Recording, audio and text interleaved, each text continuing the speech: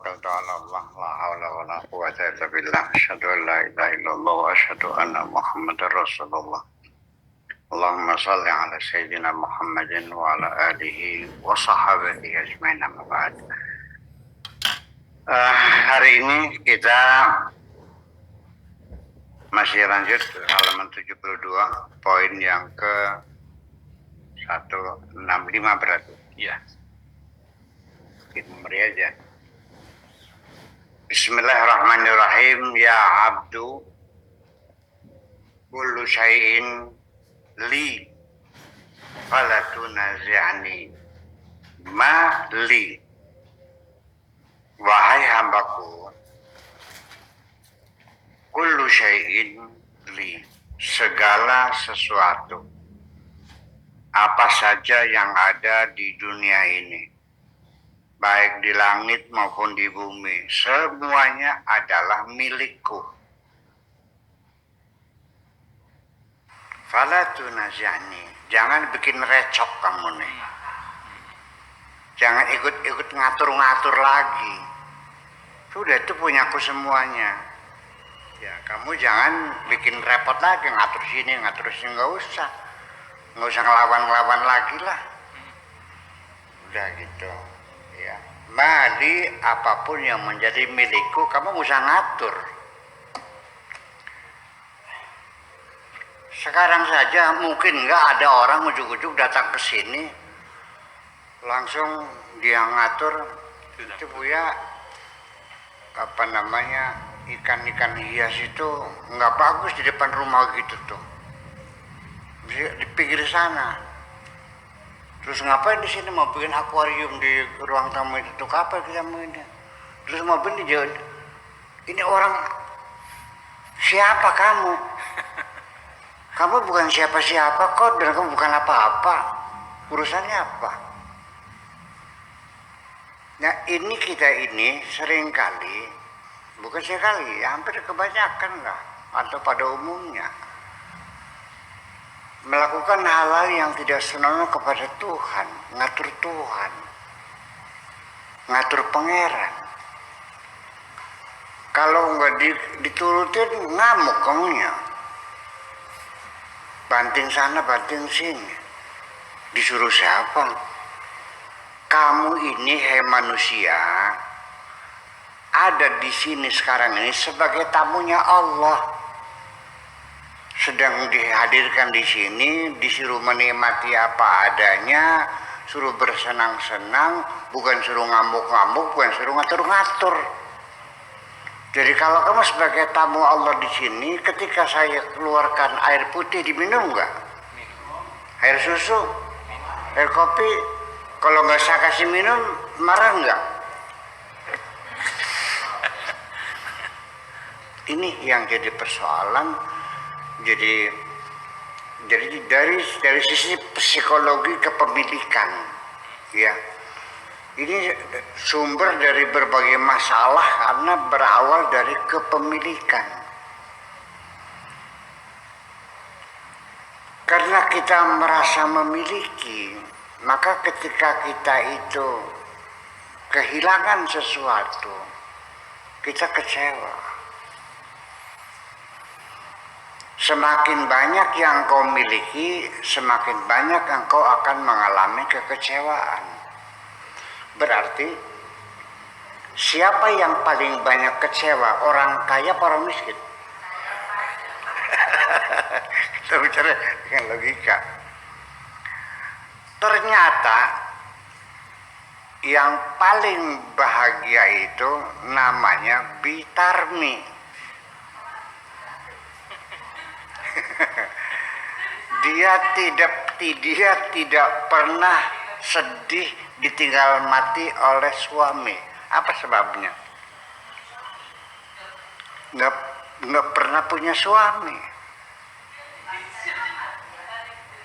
Dia tidak pernah kecewa gagal panen. Sebabnya apa? Nggak punya sawah. Dia nggak pernah jatuh pingsan, rumahnya kebakaran. Jadi kalau begitu, orang yang tidak punya apa-apa itulah orang yang paling bahagia. saya yakin nggak masuk akal. Anda tidak mungkin akan percaya kalau saya katakan bahwa ketika orang itu tidak punya apa-apa, itulah yang paling bahagia.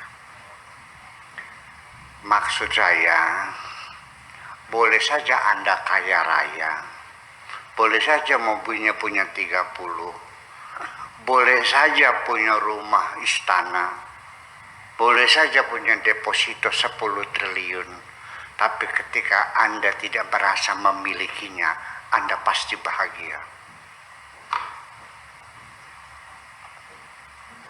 Jadi bukan materinya, tapi kondisi hati kita merasa memiliki atau tidak. Paham di ngomong kita kayak? Ya, kita paradigma ini kita bangun bahwa apapun yang ada di tangan kita ini hanya titipan Allah. Pada saat diambil ya silahkan, kita ikhlas. Kita dikasih anak, titipan Allah. Ketika mati nangis nggak? Kenapa? Ya karena sudah muncul merasa memilikinya. Kalau itu titipan Allah, ya kita juga akan memelihara anak kita sebagai titipan sebaik-baiknya.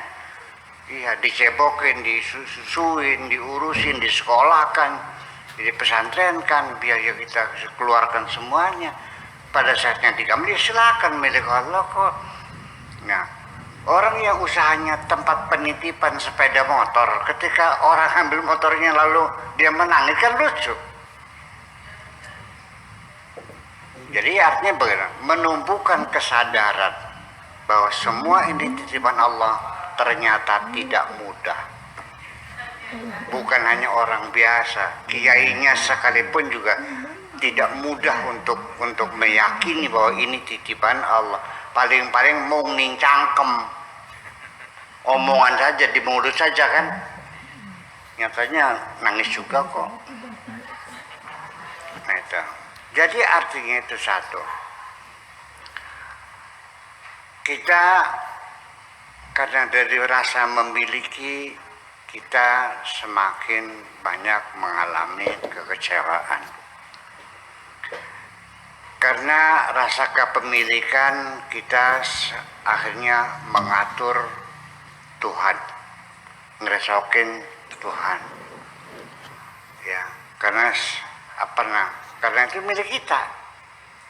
Nah, resiko yang tertinggi ketika ada dua pihak yang mengklaim sebagai pemilik atas satu materi, satu benda, maka yang terjadi adalah pertengkaran. Kalau rumah ini ada dua orang mengklaim, Pak Ibnu mengatakan ini rumah saya, ini sertifikatnya.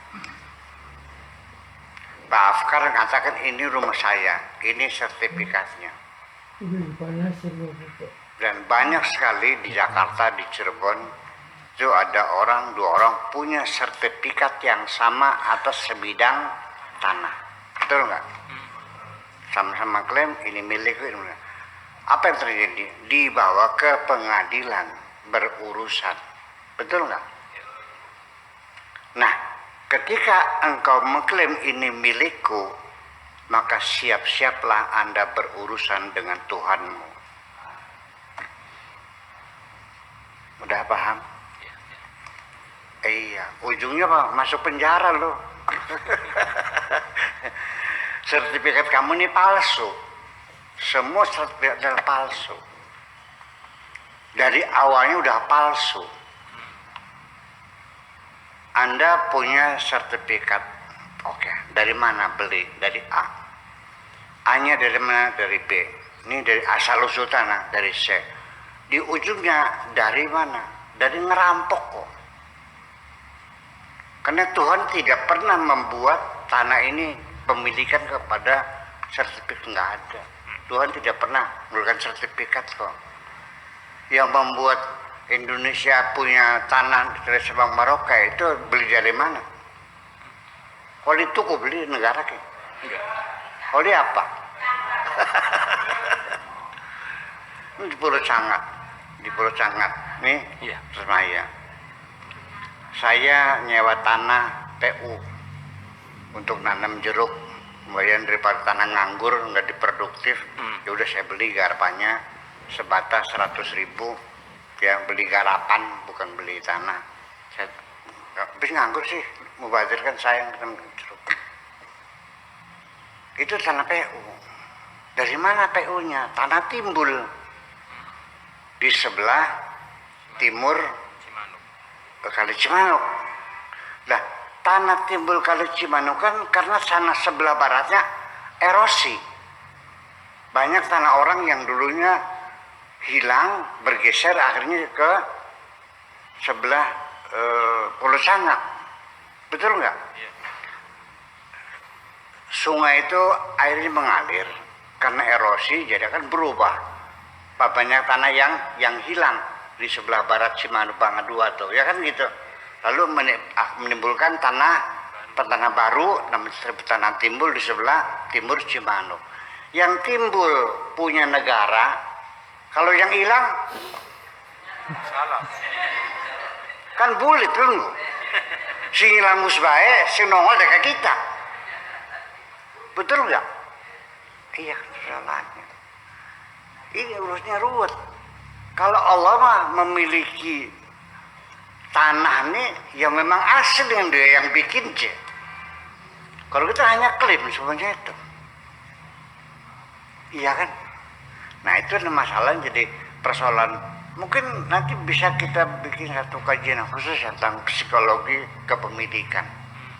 Ya, dalam seberapa besar pengaruhnya rasa memiliki dalam membangun kebahagiaan. Ya. Jadi artinya dalam artian begini, ini orang salah paham lagi. Saya sengaja bikin pondok pesantren Carang Pinggan tidak menggunakan simbol-simbol keluarga. Karena saya dulu pernah bikin pondok namanya Yasinia, nama bapak saya. Kenapa di sini kok Cadang Pinggan? Ya karena ketika saya nembusnya Yasinia, masyarakat sekitar sebagai penonton. Pondoknya Kiai Yasin, bapaknya Buya Sakur. Ya sudah. Nah, kenapa namanya Cadang Pinggan sekarang? Supaya masyarakat sekitar kita ikut serta merasa memiliki. Artinya tanah ini saya beli dan saya wakafkan untuk Allah. Maksudnya diwakafkan untuk Allah, bukan ya Allah ini tanahnya buat kamu, bukan begitu. Artinya tanah ini saya lepaskan dari hak milik saya, dari turunan saya, dan tidak boleh diwaris karena ini untuk kepentingan masyarakat umum, mencerdaskan anak bangsa. Itu maknanya wakaf tuh. Iya kan? Betul nggak? Kalau saya mati, diwarisi nggak? Ya enggak dong, ini sudah milik masyarakat. Namanya Pondok Cadang Pinggan. Nah itu maksud saya, dengan cara semacam ini, saya ingin membangun rasa mengikut serta memiliki. Ini penting juga, tapi bukan memiliki ngatur. Itu artinya ikut memikirkan, ya nanya Buya santrinya makannya apa, berapa banyak anak yatim disantuninya. Ini saya ada rezeki, barangkali bisa manfaatkan 500.000. Ya alhamdulillah. Itu namanya merasa memiliki. Saya lagi bangun, datang orang lagi apa ya? Ini mau bikin asrama. Oh iya, oke nanti besok saya kirim pasir 2 truk. Itu yang mendorong itu karena ada merasa memiliki. Pondok ini adalah bukan miliknya Buya Sakur, tapi miliknya seluruh masyarakat Indramayu, khususnya adalah daerah Cadang Pinggan, juga Gemliwang dan Tasmaya sekitarnya itu. Kan begitu. Betul enggak? Nah ketika saya kurang tanah karena ikut bangsa memiliki, ya udah Buya ini kalau di pasar mah harganya 2 kintal sebatan nih. Ya udahlah sekitar aja lah sebatan. Ini mah enggak. Karena tidak merasa memiliki, saya beli tanah sebelah diperlukan yang sebenarnya 2 kintal sebata, dia mintanya 12 kintal. Karena tidak merasa memiliki. Mumpung kesempatan. Betul nggak? Ya. Dan ini terjadi, bukan katanya. Akhirnya saya larinya ke mana? Ke selatannya. Mentok sananya sih. Malah dijadikan kesempatan. Nah itu juga perlu membangun rasa memiliki. Wah, jadi nanti bisa kita tafsirkan ini gara-gara rasa memiliki kita jadi susah. Ya bukan begitu maksudnya. Ya maksud itu adalah rasa memiliki itu artinya kita ikut merasa menikmatinya, bahwa ini adalah sebagai aset kita bersama. Nanti yang pinter-pinter bah anak-anak kita semuanya anaknya punya mah belum tentu sekolah di sini kok. Ini anak saya sekolahnya di Jogja ya, di Solo, di Semarang. Ya, yang di sini ada anak-anak orang-orang Indramayu. Ya kan semacam itu. Nah, itulah makanya kita kembali bahwa rasa memiliki sebagai nilai moral, ya itu artinya merawat, ya memanfaatkan sebaik-baiknya untuk kesejahteraan yang lebih luas lagi. Merasa memiliki akan menyebabkan kita merawat nikmat itu sehingga bisa berumur panjang. Karena saya merasa memiliki mobil BMW seri 5 itu tahun 91. Sekarang 2023 berapa tahun itu jadi? Ya kan sebelum Jain lahir mobil itu sampai sekarang masih bagus, masih layak, masih enak dipakai. Saya rawat. Kenapa? Karena saya merasa memiliki. Beda jadinya, bukan memiliki itu. Jadi kalau kita tidak merasa memilikinya, ya udah nggak mungkin dong mobil masih bisa jalan begitu tuh. Nah itu. Nah kita juga sama. Merawat rumah tangga istri kita juga sama, merasa memilikinya. Engkau adalah milikku, ya aku juga merasa bahagia ketika istriku merasa memiliki diriku, kan begitu ya. Itu penting ya. Tetapi yang dimaksudkan di sini jangan ngatur-ngatur Allah maksudnya mah, ya kan begitu, bahwa di samping itu ada ya artinya landasan awalnya itu adalah bahwa apapun yang kita miliki ini boleh-boleh saja secara hukum memang hak kepemilikan ada, legalitasnya ada, BPN-nya ada, sertifikatnya ada, AJB-nya ada, pajaknya ya bayar, itu bukti kepemilikan dalam arti merawatnya. Tetapi ini semuanya secara hakikat itu adalah syariatnya. Hakikatnya ini semuanya milik Allah dan kita hanya diberi kesempatan sementara sebagai fasilitas, sebagai pinjaman, sebagai titipannya Gusti Allah. Wis paham? Wis mancing akal beli. Itulah kira-kira supaya kita paham. Ya, tetapi beginilah. Saya juga tidak terlalu menuntut ibu-ibu mengatakan alhamdulillah suami saya sudah pulang, ini udah mati gitu. Nggak wajar juga kalau suami mati lalu ketawa alhamdulillah bisa balik ini Gusti Allah, ya enggak juga ya. Jadi kalau rasa sedih muncul, kehilangan sesuatu, anak meninggal, suami meninggal, mobil hilang, tabrakan, rumah kebakar, kita sekejap kita sedih, nangis, itu wajar, masih bisa ditolerir. Yang penting jangan berkepanjangan sampai 3 tahun masih mewek bahaya. Udah 3 tahun nanti air mata mengalir lagi, ingat suami lagi, ngapain ya? Kalau sedih sehari 2 hari, seminggu kita maklumi, wajar sebagai kemanusiaan. Yang berbahaya itu adalah yang berkepanjangan, dirawat, dipelihara, disimpan, diopeni. Kesedihan-kesedihan itu membuat kita jadi hidupnya tidak nyaman. Itu semuanya sampah-sampah. Bersihkan dari hatimu, kosongkan hatimu, biar hanya Allah yang ada di dalam hatimu itu. Pengen damai enggak? Pengen bahagia? Gitu sudah selesai. Itu sampah semuanya. Iya, begini. Suaminya sudah meninggal.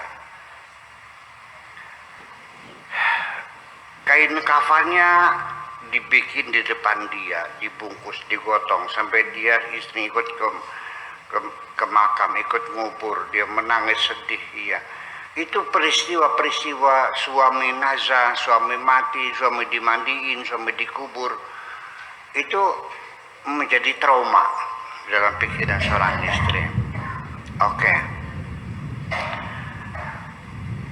Peristiwanya mungkin sudah lupa. Ya. Gambar suami dibungkus kain kafan sudah lupa. Ya. Mata kita melihat orang menggali kuburan sudah lupa. Bunga-bunga yang ditabur sudah lupa. Peristiwanya sudah lupa. Tapi komplikasinya masih berdenyut di dalam hati kita. Iya. Traumanya masih berdenyut dalam hati kita. Itu yang menjadi sengsara sampai bertahun-tahun. Dikokoning sapa. Sudah lupakan, selesai, alhamdulillah. Ufawwidu amri ilallah, kita serahkan semuanya kepada Allah, ya udahlah. Nah, itu saya kira saya melihat syariat, hakikat itu satu paket ya. Tapi kenapa orang menjadi mempertentangkan? Betul nggak? Yang enggak satu paket itu. Dari sisi syariat begini, dari hakikat begini.